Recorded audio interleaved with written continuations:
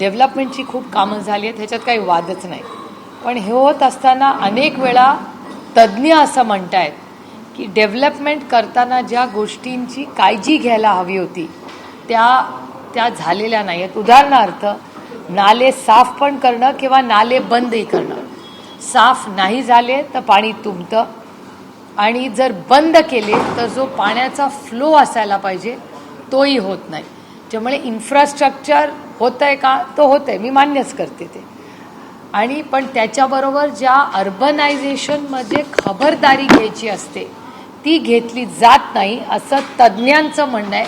म्हणूनच हे सातत्याने फ्लडिंग हे सातत्याने होतं आहे आणि वाढतंही आहे. आणि हे दुर्दैव आहे की या देशाचे प्रधानमंत्री अतिथी देवो भव, त्यामुळे पाहुण्यांचं स्वागत आपण केलंच पाहिजे. पण दुर्दैवाने पुण्यामध्ये पुन्हा एकदा पाणी तुंबलेलं आहे अनेक ठिकाणी आणि तो कार्यक्रम रद्द होत आहे. पण एक गोष्ट मला प्रकर्षाने अतिशय विनम्रपणे, आणि मला तुम्ही जर बाईट दाखवणार असाल तर मी हे विनम्रपणे म्हणते, हे तुम्ही नक्की दाखवा. याचं कारण असं की मी लहान तोंडी मोठा घास घेते. मी आदरणीय प्रधानमंत्र्याच्या ऑफिसला खूप विनम्रपणे आठवण करून देते की आज जे उद्घाटन केलं होतं, काल पुण्याच्या सगळ्या वर्तमानपत्रात ती बातमी आली होती की मेट्रोच्या उद्घाटनाच्या निमित्ताने आदरणीय प्रधानमंत्री येणार होते आणि त्याचं उद्घाटन 5 वेळा आधी झालेलं आहे. म्हणजे 6व्यांदा माननीय प्रधानमंत्री त्या कार्यक्रमासाठी येणार होते. म्हणजे पहिल्यांदा ग्राउंड ब्रेकिंगसाठी आले, त्याच्यानंतर पहिल्या ट्रायलसाठी आले, ती पूर्ण लिस्ट आहे पुण्याच्या सगळ्या पत्रकारांकडे.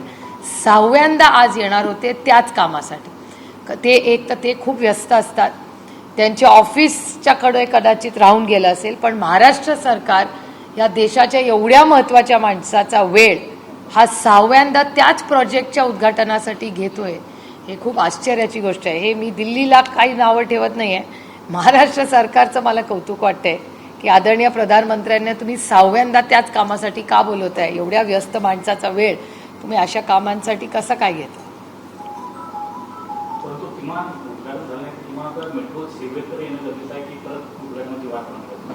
आता हा प्रश्न तुम्हाला सत्तेमधल्या लोकांना विचारायला लागेल, कारण काल तर त्यांचं सगळ्यांचं म्हणणं होतं काही झालं तरी आम्ही कार्यक्रम घेणार असं प्रशासनाकडून काल तुमच्याच चॅनलवर मी पाहिलं. त्यामुळे मला वाटलं काहीतरी जादू करणार होतं प्रशासन आणि काहीतरी चांगलं करेल. त्याच्यामुळे मी तर निघालेच होते पुण्याला जायला त्या कार्यक्रमासाठी, पण दुर्दैवाने ते सगळं कॅन्सल झालं.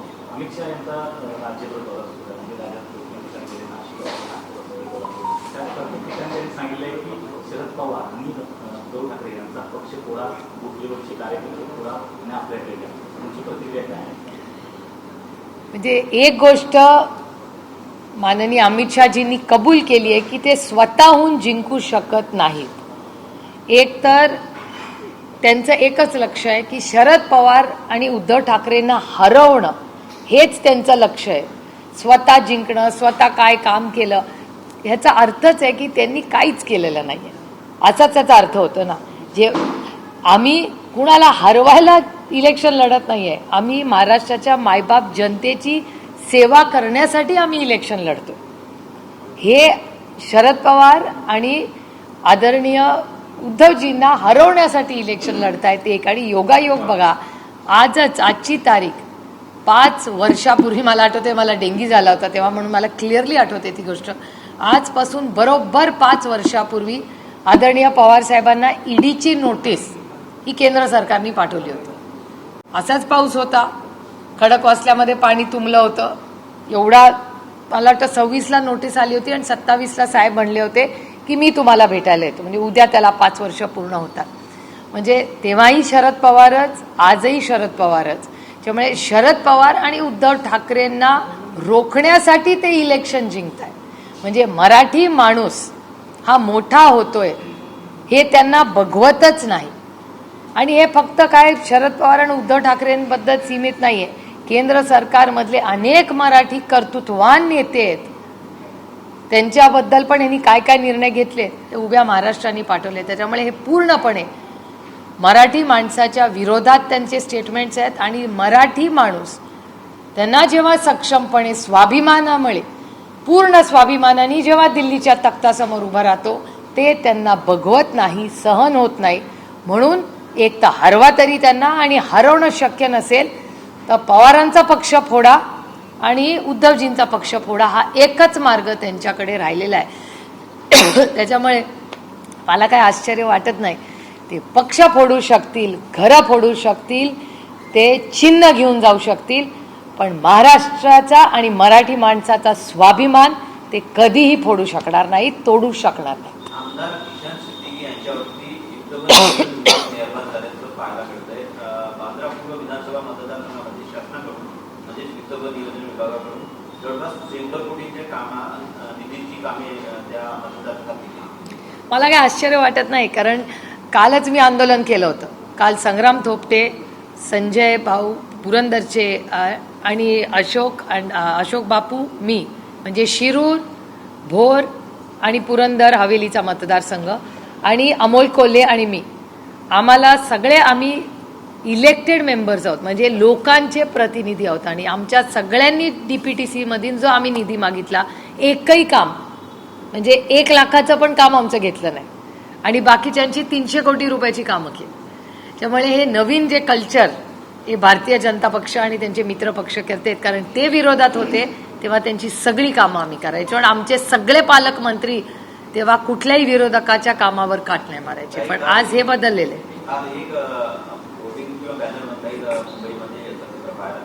ज्यामध्ये देवेंद्र फडणवीस उपमुख्यमंत्री यांचं होतं रिव्हॉल्वर घेऊन, आणि त्यामध्ये लिहिलेलं होतं बदला पुरा. विविध आमदार बिनविना आमदार ते समर्थन करत आहेत, बदलापूरच्या एन्काउंटरचं समर्थन करत आहेत. पहिला मुद्दा तुम्ही सांगितलेला की या राज्याच्या गृहमंत्री बंदूक घेऊन उभा राहतोय. तुमच्याही घरात मुलं असतील ना, हे तुम्हाला योग्य वाटतं संस्कार तुमच्या मुलांवर, की तुमचा मुलगा पोस्टर बघेल आणि म्हणेल की कानून हातात घेताना मान्य आहे. ही मिर्झापूर TV सिरियल नाही, हा देश आहे. हा देश बंदुकीनी चालत नाही. हा देश भारतरत्न डॉक्टर बाबासाहेब आंबेडकरांच्या संविधानाने चालतो.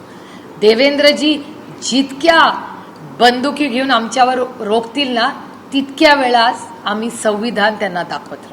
त्यामुळे हा देश अदृश्य शक्तीच्या मनमानीनी चालत नाही, संविधानाने चालतो, आणि याच्यासाठी त्यांच्या गोळ्या झेलायची वेळ आली तरी आम्ही घेऊ, पण संविधानासाठी पूर्ण ताकदीने शेवटच्या श्वासापर्यंत आम्ही लढत आहोत.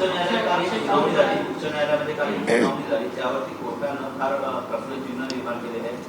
एकंदरीतच म्हणता येतं छापछाप छापलाय. कोर्टानं असं म्हटलं की हे एन्काउंटर असू शकत नाही, त्याच्यामुळे डोक्यात गोळी मारण्याचं कारण काय होतं? असं नाही, तुम्हाला येते रिव्हॉल्वर चालवायला, मला तर कशी धरायची आपल्या सिनेमात पाहिले तेवढंच आहे. मी तर पूर्णपणे बंदुकींच्या विरोधात, मी गन कंट्रोलच्या बाजूनी आहे, की शस्त्र हे फक्त आणि फक्त जे सर्व्हिसमधले लोक आहेत, म्हणजे आर्मी, नेव्ही, एअरफोर्स, पोलीस, त्यांनी सगळं म्हणजे प्रशासनाकडेच असावं. आपण सगळ्यांनी कशाला ठेवायला पाहिजे? ही नैतिक जबाबदारी नाही तुमची आणि माझी. सुरक्षितता, कुठल्याही नागरिकाची सुरक्षितता ही कुठल्याही सरकारची जबाबदारी असते. बंदूक घेऊन जर या राज्याचा गृहमंत्री जर त्याचे पोस्टरबाजी करणार असेल तर हे छत्रपतींच्या आणि शाहू फुले आंबेडकरांच्या महाराष्ट्राला, कैलासवासी यशवंतराव चव्हाणांच्या महाराष्ट्राला न शोभणार आहे.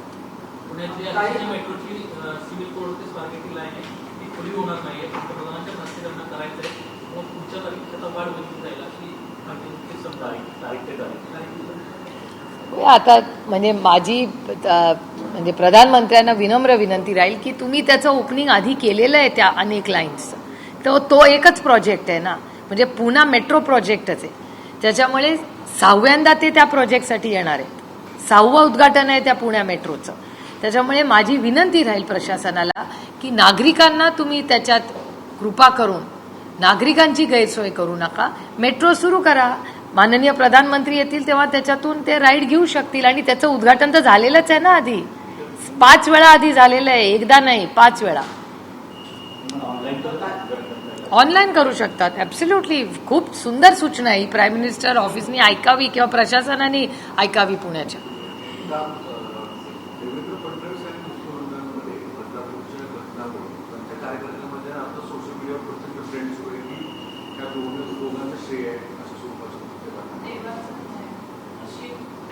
नाही कसं आहे, त्या व्यक्तीला फाशी झाली पाहिजे होती का? 2000%. माझा आग्रह होता की त्याला भर चौकात फाशी द्या, म्हणजे एक समाजात सिग्नल जाईल की हा देश फास्ट ट्रॅक कोर्टनी FIR वेळेवर करायचा, जो झाला नाही या केसमध्ये. FIR पटकन फास्ट ट्रॅक कोर्ट, त्याच्यानंतर पब्लिकली फाशी, भर चौकात फाशी द्यायला पाहिजे होती, म्हणजे देशात सिग्नल झाला असता की या देशामध्ये, महाराष्ट्रामध्ये महिलांच्या विरोधी जो छत्रपती शिवाजी महाराजांनी न्याय दिला तोच अजून चालू आहे. हा सिग्नल द्यायची खूप मोठी संधी होती. धडकी भरायला पाहिजे त्या माणसाच्या, ज्याच्या मनात असा घाणेरडा विचार आहे. ती संधी होती. पण प्रश्न विचारले, आपल्या कुणाच्या ध्यानी मनी आल्या नाहीत अशा खूप टेक्निकल गोष्टी माननीय कोर्टाने विचारलेल्या आहेत. त्याच्यामुळे सगळेच संभ्रमात पडले. मला अनेक लोक, वर्तमानपत्र आजची बघा, TV चॅनल्सवरच्या चर्चा बघा, पहिल्या दिवशी सगळे पेढे वाटत होते की सगळ्यांनाच आनंद झाला होता की बरं झालं होता, नराधामाचा खून झाला, काय झालं, जे काय झालं ते. पण ज्या पद्धतीने काल त्याला वेगळं चित्र यायला लागलं, जे प्रश्न विचारले गेले, समाजात जी चर्चा चालली आहे, ही खरंच प्रश्न पडायला लागलाय की नक्की काय झालं तिकडे, ही गोळी कशी लागली, काय लागली, हे प्रश्न व्हायला लागलेत ना आता. आणि हा माझी एवढीच माफक अपेक्षा आहे, कुठल्याही सरकारने चांगलं काम करावं, पण ते संविधानाच्या चौकटीतच राहून करावं. अदृश्य शक्तीच्या मनमानीनी कामं होता कामा नये. आणि धक्कादायक का माझ्या देवेंद्रजींकडून खूप अपेक्षा आहे, खूप अपेक्षा होत्याही, आणि आजही मला धक्का बसतो की या राज्याच्या गृहमंत्रीच्या हातात बंदूक देऊन, जणू काय TV सिरियल आहे मिर्झापूर, असं जर ह्या राज्याचा गृहमंत्री जर वागणार असेल तर आपल्यासारख्या लोकांनी किंवा पोलिसांनी, त्या पोलिसालाही त्याच्यात गोळी लागली ना, कोणी विचार केलाय की त्या, आणि म्हणे त्या सगळ्या घटनेत सगळे तर शिंदेच आहेत वाटतं तिकडे, सगळी 5-6 शिंदे लोक त्याच्यात आहे. मी काय शिंदेच्या विरोधात बोलत नाही, माझी आई पण मिस शिंदे आहे, त्याच्यामुळे. पण मी हे कोणाच्या विरोधात बोलत नाही, मी खूप गांभीर्याने हे बोलते की ज्या शिंदे पोलिसाला गोळी लागली त्याच्या सुरक्षिततेची जबाबदारी नाही आहे, ती जबाबदारी देवेंद्र फडणवीसांची नाही आहे. He is a part of his team. प्रत्येक पोलीस ऑफिसर हा देवेंद्रजींच्या टीम मधला माणूस आहे. तर त्यांच्या टीम मधल्या माणसाला गोळी लागली असं म्हणतात, तेव्हा त्याची मला प्रचंड चिंता आहे, काळजी वाटते मला की या राज्यातला पोलीस अधिकारी पण सेफ नाही, सुरक्षित नाही. बदलापूरच्या या प्रकरणामध्ये जशा पद्धतीने देवेंद्र फडणवीस यांचे बॅनर लागलेले आहेत, तसेच काही ठिकाणी एकनाथ शिंदे यांचा धर्मवीर हा जो चित्रपट आहे त्याचं नाव आहे, खाली पोलिसांची कॅप आपल्याला पाहायला मिळते. तर कुठेतरी सरकारमध्ये जे महत्वाचे नेते आहेत ते आता क्रेडिट घेत आहेत का, आणि सरकार अशा पद्धतीने क्रेडिट घेऊ शकतं का एन्काउंटरचं? हे बघा, हा विषय नाही. आता ते का बॅनर लावतायत या प्रश्नाची उत्तरं तुम्ही त्यांना विचारा. या राज्यामध्ये महागाई, बेरोजगारी, प्रचंड भ्रष्टाचार आणि ह्यांच्या इन्फ्रास्ट्रक्चर प्रोजेक्टचे टेंडर्स, त्याची स्पीड, हे सगळे विषय आज गांभीर्याने आहेत. आणि रोज तुमच्याच TV वर मी पाहते आणि तुमच्याच वर्तमानपत्रात वाचते की सरकार ह्याच्यावर मेहरबान आणि फायनान्स मिनिस्ट्रीचं ऑब्जेक्शन, सरकार नागपूरला मेहरबान, फायनान्स मिनिस्ट्रीचं ऑब्जेक्शन, मुंबईमध्ये मेहरबान, फायनान्स मिनिस्ट्रीचं ऑब्जेक्शन. त्याच्यामुळे पोस्टरबाजीपेक्षा महागाई, बेरोजगारी आणि प्रचंड भ्रष्टाचार ही आव्हानं आज राज्यासमोर आहेत. कांद्याचा प्रश्न पुन्हा गंभीर व्हायला लागलाय, सोयाबीनची तीच परिस्थिती आहे. प्रचंड पावसामुळे शेतकरी अडचणीत राहिलाय. मग ह्या मूळ मुद्द्यांकडे या सरकारचं लक्ष नाहीये. परवा जळगावमध्ये एक महिलेची केस आलेली, मला तर छेडछाड झाली आहे का बलात्कार झालाय, काहीतरी अशीच केस परवा आली, ती बातमी आली आणि लगेच गायब झाली. त्याची मी माहिती काढायला लावलेली आहे की नक्की काय झालं जळगावमध्ये. मग अशा जर केसेस होत असतील तर या सरकारला वेळ नाही, आणि बंदूक घेऊन फोटो लावतात. हे बंदूक घेऊन विषय करतात फडणवीसांचा, शिंदे एकनाथ मुख्यमंत्री आहेत, त्यांच्या टेरिटरीमध्ये ही घटना आहे. आता माझी त्यांची टेरिटरी पण त्यांच्या संबंधित जिल्हा असणारा भाग आहे, त्याच्याविषयी तुम्ही म्हणता की मला मुख्यमंत्र्यांविषयी बोलायचं नाही, मी असं नाही म्हणले, मी शिंदे वळले, शिंदे शब्दाच्या विरोधात. मुख्यमंत्री नाही, मुख्यमंत्री नाही, पदावर नाही, मी फक्त शिंदे. आपले मित्र सहकारी असणाऱ्या पक्षाचे संजय राऊत आज विषय काढतात सकाळी, या दोघांमध्ये ही स्पर्धा आहे या काउंटरवरची म्हणून तुम्हाला प्रश्न नाही नाही, खूप वाईटच आहे. एक तर इलिगल पोस्टर सत्तेमधल्या लोकांनी लावणं हेच चुकीचं आहे. मी तर पूर्ण माझ्या मतदारसंघात जाऊन बघा, कधी तुम्हाला इलिगल पोस्टर लावले असेल तर मी फोन करून सांगते प्लीज काढा. एक तर तुम्ही काय पोस्टरबाजी करताय? तुम्ही मायबाप सरकार आहात ना, कुपोषणावर बोला. राज्यात आज सगळे एवढी प्रश्न आहेत, महागाईवर बोला, कांद्यावर बोला, सोयाबीनवर बोला. आणि ही कुठली हिरोइझम? तुमच्या एका पोलिसला झालंय मॅच. मी सांगते ना, या सरकारला वाटतंय ते टीव्ही सिरियलमध्ये काम करतंय. हे वास्तव आहे, मिर्झापूर टीव्ही सिरियल नाहीये. खूप गांभीर्याने विषय घेतला पाहिजे, जो कोर्टाने घेतलाय. याबद्दल मी कोर्टाचे आभार मानते. कारण का आपल्या कुणाच्याच ध्यानीमानी आलेल्या आहे अशा सगळ्या महत्वाच्या गोष्टी काल माननीय कोर्टाने आपल्या समोर आणल्या. याचा खूप गांभीर्याने विचार करायला पाहिजे आपण सगळ्यांनीच. आणि पोस्टरबाजी कुठेतरी थांबवली पाहिजे. हा काही श्रेयवाद आहे? कुपोषण कमी झाल्याचा श्रेयवाद घ्या. हे म्हणतात ना, मुलींचं शिक्षण सगळं आम्ही मोफत केलंय. कुठल्या मुलींचा डेटा द्या आम्हाला. किती मुली मला भेटायला येतात आणि सांगतात ताई आमची फी भरलेली नाही. कुठल्या कॉलेजला फी 100% मुलींची भरलेली आहे? मला प्लीज या सरकारने सांगावं. मेघा सोमय्या यांच्या आरोपानंतर संजय राऊत यांना प्रशासनाची शिक्षण समारोहामध्ये दंड सुद्धा आकारण्यात आलाय. अपूर नुकसानीचा दावा त्यांनी संजय राऊत विरोधात सिव्हिल कोर्टामध्ये हे सुद्धा मला नाही माहिती त्याची. आणि जे काय असेल ते त्याचे चॅलेंज करतील. नाही नाही, तो काय लिगल प्रोसेस असेल त्याच्यात नक्की ते लक्ष घालतील. मी एनिवे माहिती काढीन त्यांच्याकडून काय काय. नुकसानीची यापूर्वी अनेक प्रकरणं समोर आलेली होती किंवा संजय राऊतांच्याच बाबतीत एवढी अग्रेसिव्ह भूमिका सोमय्या यांनी काय नसली. कुठल्या सोमयाने? किरीट सोमयाने. किरीट सोमयान अनेक वर्ष एक मोठे फायटर आहेत. डर्टी डझन नावाची सिरियल त्यांनीच काढली. मी कधीच विसरली नाही ती. आणि डर्टी डझन आज काढल्यानंतर डर्टी डझन कुठे आहेत हा एक मोठाच प्रश्न आहे. आणि काल तर मी त्या डर्टी डझनपैकी एका माणसाचा फोटो माननीय अमित शहाजींबरोबर बघितला. म्हणजे ज्यांना 1 वर्षापूर्वी हे डर्टी डझन म्हणत होते तेच डर्टी अतिशय विनम्रपणे अमित शहांना भेटलं. मला कौतुक दोघांचंही वाटतं. अमित शहांचंही वाटतं कारण का त्यांचा पक्ष त्यांना डर्टी डझनपैकी एक म्हणत होता. आणि मला गंमत त्या माणसाची पण वाटते ज्याच्या घरावर त्याच्या बायकोला लढावं लागलं. त्यांच्या नातवंडांना दूध मिळत नव्हतं, त्यांची बायको लढत होती. तिथे ज्यांनी ईडी सीबीआय तुमच्या घरात पाठवलं, तुमच्या नातवंडांचे हाल झाले, ते त्यांना विनम्रपणे अभिवादन करत होतो. रामकृष्ण हरी. मी तर केलं नसतं. आणि जर सदानंदनी मला असं केलं असतं तर मला फार दुःख झालं असतं. अरे अशा लढणाऱ्या बायका पाहिजेत. मग आम्ही बऱ्या यांच्यापेक्षा.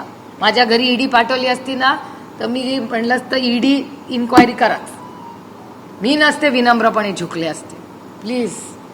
आम्ही खूप स्वाभिमानी मराठी बायका आहोत. तुम्ही त्यांच्याबद्दल बोलत आहात. ते हसन मुश्रीफांचा फोटो सध्या व्हायरल होत आहे. त्याच्या मी असं व्यक्ती तुम्हाला का वाटावं की मी कोणाबद्दल बोलते? त्याच्या हातामध्ये एक फाईल पण दिसते आहे. कशाची फाईल आपल्याला काय वाटतं? दोघांची क्रेडिबिलिटी ॲट स्टेक आहे. अमित शहाजींना मला प्रश्न विचारायचा की ज्या माणसाच्या घरी तुम्ही ईडी पाठवली, ज्या माणसावर तुम्ही ईडी आणि सीबीआयच्या केसेस केल्या, त्या माणसाला डर्टी डझन तुमचा पक्ष म्हणत होता, मग तुम्ही त्याला हँडशेक केलाच कसा? ती फाईल क्लिअर आहे का? मग भारतीय जनता पक्षाने आणि अमित शहानी क्लिअर चेट टीव्ही टीव्हीवर सांगितलं पाहिजे की हो, मी जो हसन मुश्रीफवर आरोप केला तो खोटा होता.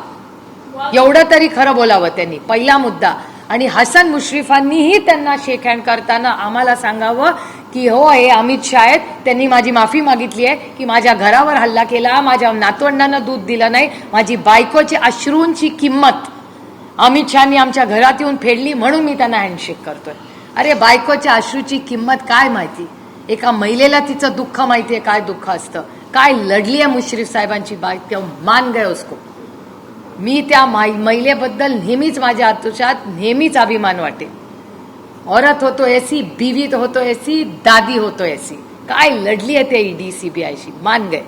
माझे सदस्य काल एका कार्यक्रमामध्ये बोलताना असं म्हटलं की शरद पवार माझे मोठे काका आहे. मी त्यांना काय बोलणार? मी त्यांच्या डोळ्यात डोळे घालून पाहू शकत नाही. मी मान खाली घालेन. काल एका वहिनीच्या कार्यक्रमात बोलत होते. मला नाही माहिती याच्यातलं काही. म्हणजे कुठल्या कॉन्टेक्स्ट मध्ये काय बोलले? मागच्या काही दिवसांमध्ये ज्या पद्धतीनं वक्तव्य शरद पवारांसंदर्भात त्यांनी केली, अनेक वेळा पक्ष फुटल्यानंतर ज्या काही घडामोडी घडल्या त्यांची भाषणही चर्चेत होती. असं असताना त्यांचं हे स्टेटमेंट खूप महत्वाचं आहे की डोळे मी घालू शकत नाहीये, ते जर समोर आलं तर मी मान खाली घालेन. मला नाही माहिती यातलं, म्हणजे मी तुमच्याचकडून ऐकते. याच कॉन्क्लेव्हमध्ये आठवड्याने खंत व्यक्त केली होती म्हणजे तुम्ही प्रत्येक वेळी उपमुख्यमंत्री पदापर्यंत पोहोचतो पुढे जात नाही. एकीकडे अजित पवारांना मुख्यमंत्री बनण्याचं स्वप्न पाहणार आहे, तर पण प्रत्येक वेळी त्यांना पुढे स्टॉप दिलं जातं. कसं बघतो त्या आणि आता तुमच्या प्रवासात मला नाही माहिती दुसरे का घर में क्यों झाकू मैं, मलाच एवढं काम आहे. माझ्या मतदारसंघात निधी येत नाही, महाराष्ट्रामध्ये महागाई, बेरोजगारी, भ्रष्टाचार, सोयाबीनला भाव नाही, कांद्याचा प्रश्न परत ऐरणीवर आलेला आहे.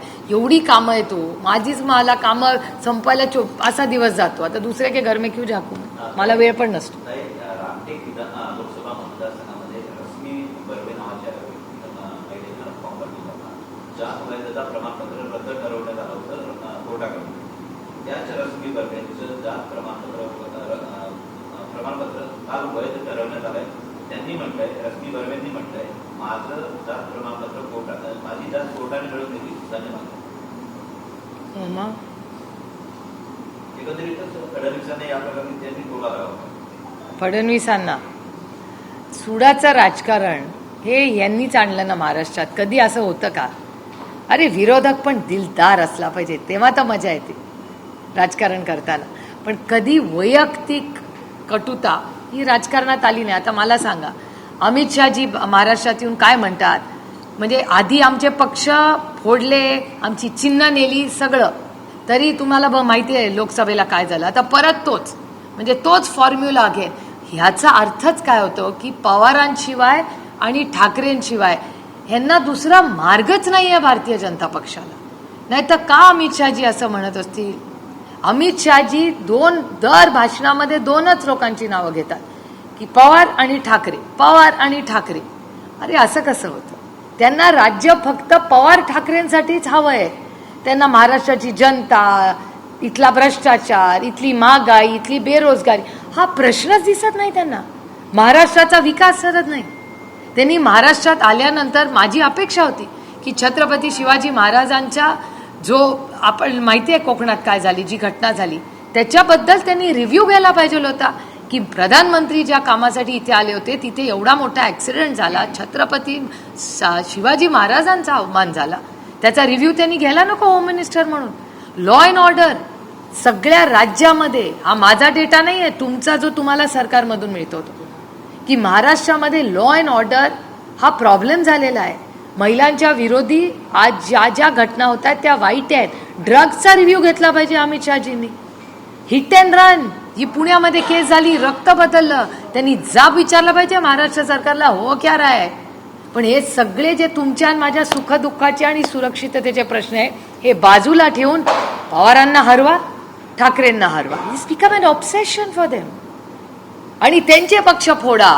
अरे काय हे असं असतं का राजकारण? काही वैचारिकता आहे का नाही? म्हणजे पक्ष त्यांचे फोडा, त्यांची लोक आपल्याकडे द्या, म्हणजे विचारधारा, विचार आज नाही, नुसत्या धमक्या. म्हणून मी आईस जेव्हा म्हणते तेव्हा लोक माझ्यावर नाराज होतात. इन्कम टॅक्स, सीबीआय, ईडी त्यांनी सगळे तोडून फोडून झाले. आता जे बाकीचे आहेत आता उचलून नेणार आहेत तिकडे का काय असं मला वाटायला लागले, कारण there is no other solution. महाविकास आघाडीची जागा वाटपाची सध्या बैठक आहे. काँग्रेसचे नेते दिल्लीमध्ये गेले होते, तिथं वरिष्ठांची चर्चा झाली. आज संजय राऊत देखील दिल्लीमध्ये जात आहेत, जागा वाटपाच्या संदर्भात चर्चा होती. राष्ट्रवादी मात्र दिल्लीमध्ये तशी नाही आहे.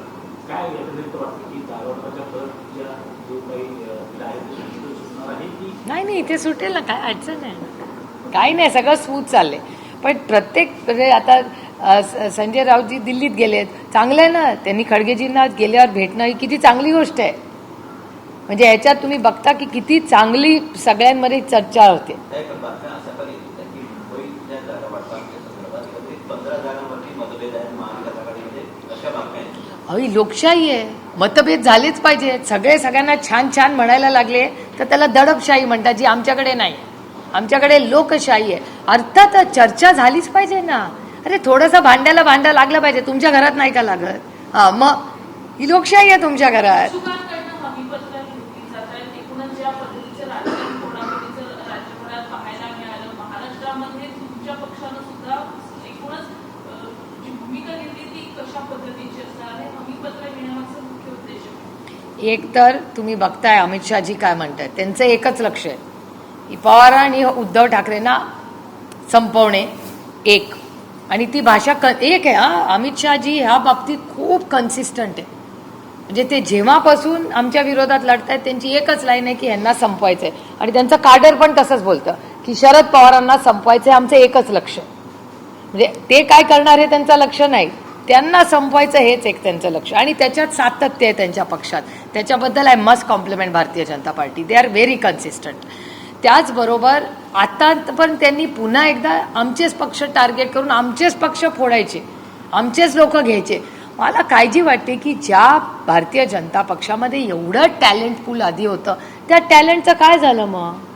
ज्यांनी सतरंजा उचलल्या, ज्यांनी लाट्या घेतल्या, ज्यांनी कष्ट केले, जेव्हा पक्ष विरोधी पक्षात होता, ज्या लोकांनी त्या विचारावर, त्या भारतीय जनता पक्षाच्या विचारावर जे लक्ष ठेवलं, प्रेम केलं, त्याच्यासाठी लढले, ते कार्यकर्ते गेले कुठे मग? सगळे त्यांना इनकमिंग पाहिजे. म्हणजे त्यांना उद्धव ठाकरे आणि शरद पवारांचीच टीम पाहिजे. असं असेल तर याचा अर्थ आमची टीम त्यांच्या टीमपेक्षा चांगली नाही का? त्यांना सातत्याने आमचेच लोक पाहिजे. मग त्यांना सत्तेत यायचंच आहे कशाला? मग महाराष्ट्राच्या जनतेने जे आम्हाला मतदान दिलं त्याचं लॉजिक हेच आहे ना, we are a much better team. आमची टीम त्यांच्यापेक्षा चांगली आहे.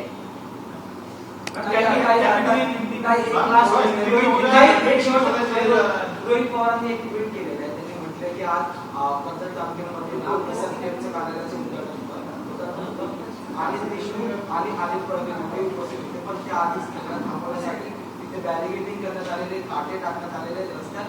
एका स्थानिक लोकप्रतिनिधीकडून हे सगळं वातावरण ते तयार करण्याचा प्रयत्न केला गेला आणि त्यांच्यामुळं हे उभं राहिलं जाते, त्यांनाच हे उठवलं जात नाही.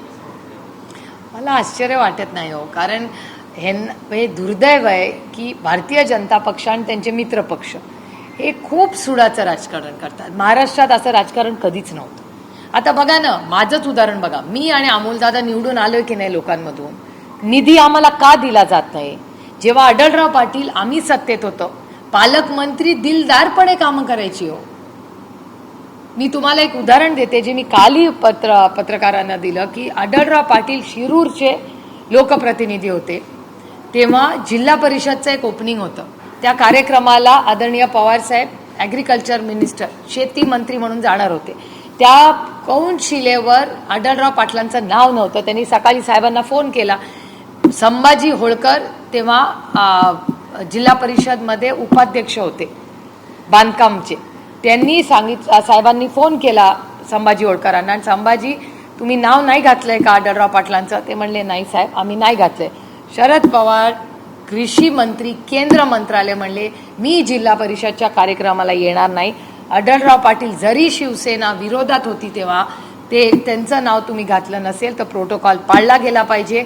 ते फक्त आढळराव पाटील नाही आहेत, ते शिरूरचे लोकप्रतिनिधी आहेत आणि शिरूरचा तेवढाच हक्क आहे जेवढा पुणे जिल्ह्यात बाकी सगळ्यांचा आहे. पवारसाहेब त्या कार्यक्रमाला गेले नाही आणि आढळराव पाटील आणि पवारसाहेब, शरद पवार गेले नाहीत. तो कार्यक्रम बिना अध्यक्षपद तो केला.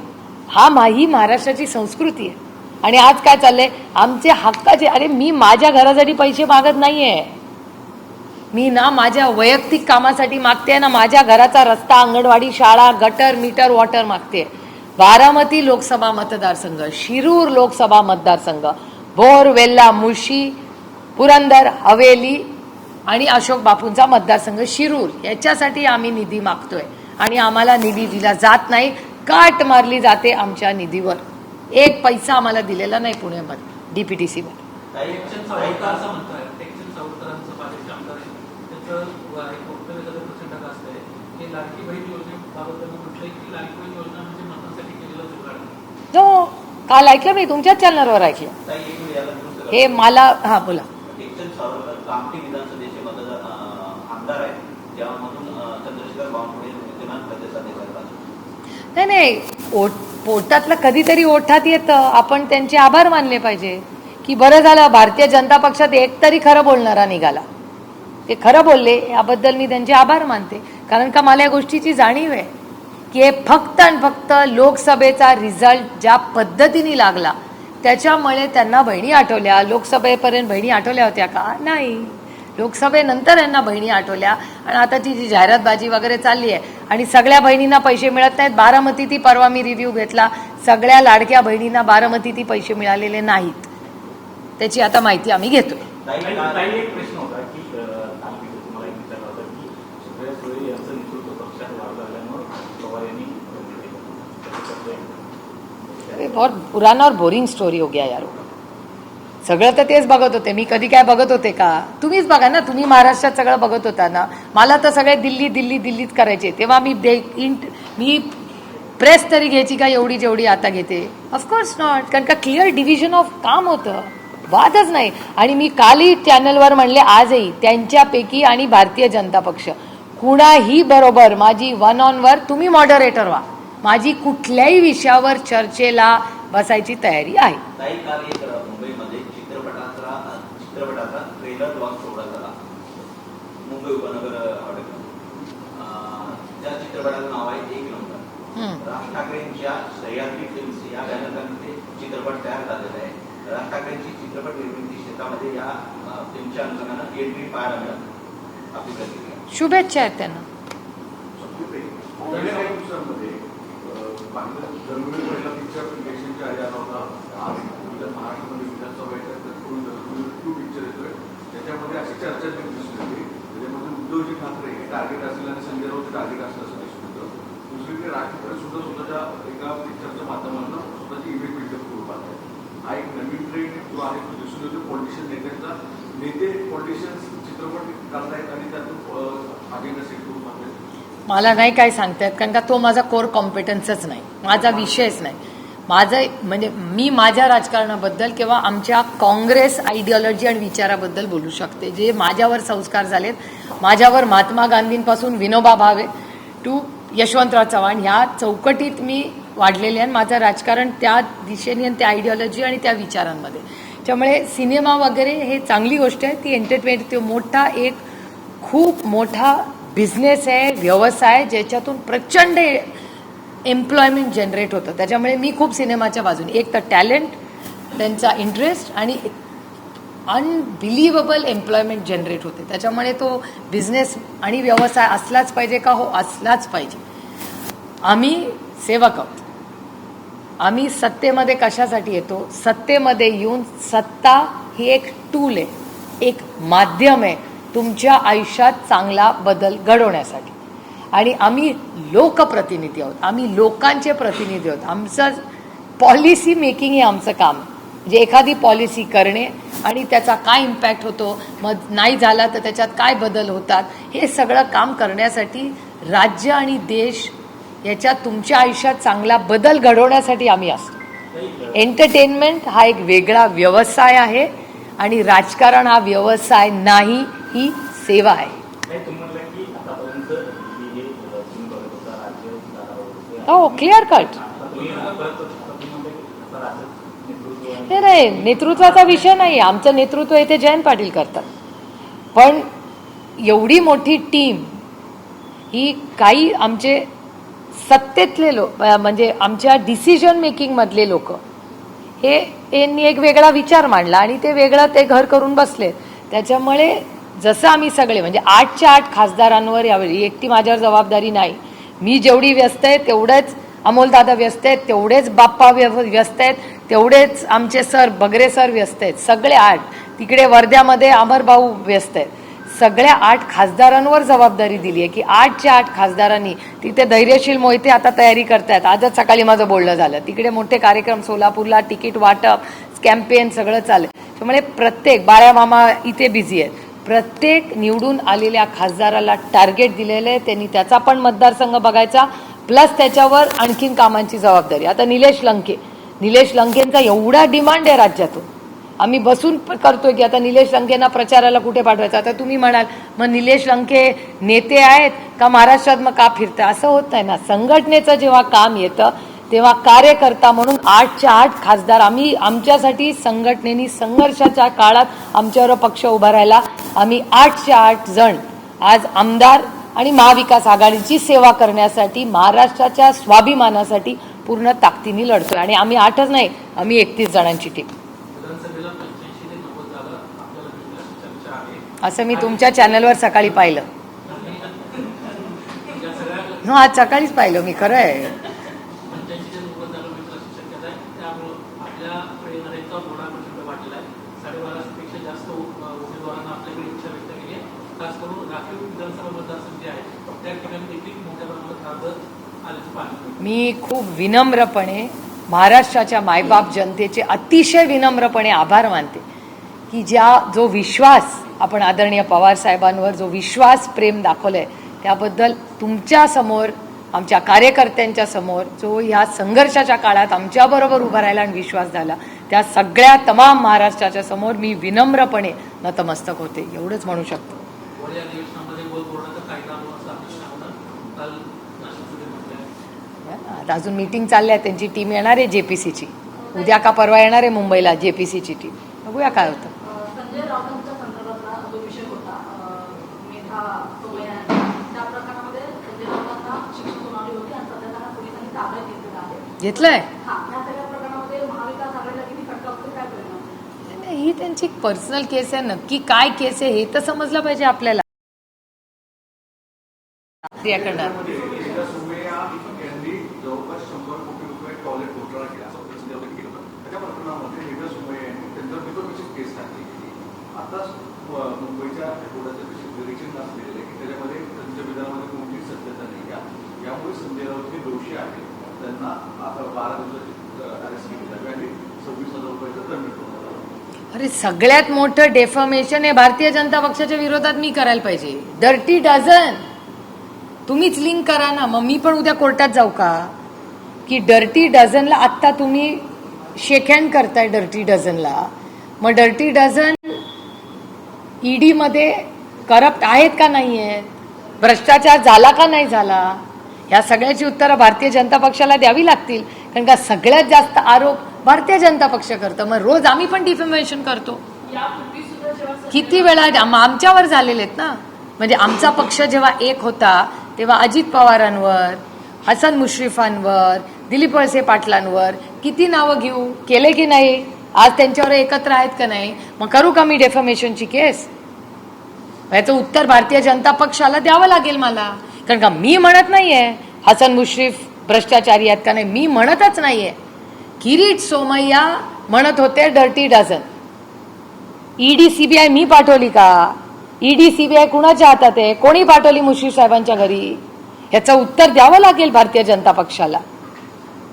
या सगळ्या प्रश्नाची उत्तर हा हसन मुश्रीफांचा विषयच नाहीये, ना अजित पवारांचा विषय, ना कुठल्याच जे त्यांच्याबरोबर राज आहेत आणि ज्यांच्यावर भ्रष्टाचाराचे आरोप केले हा त्यांचा विषयच नाहीये.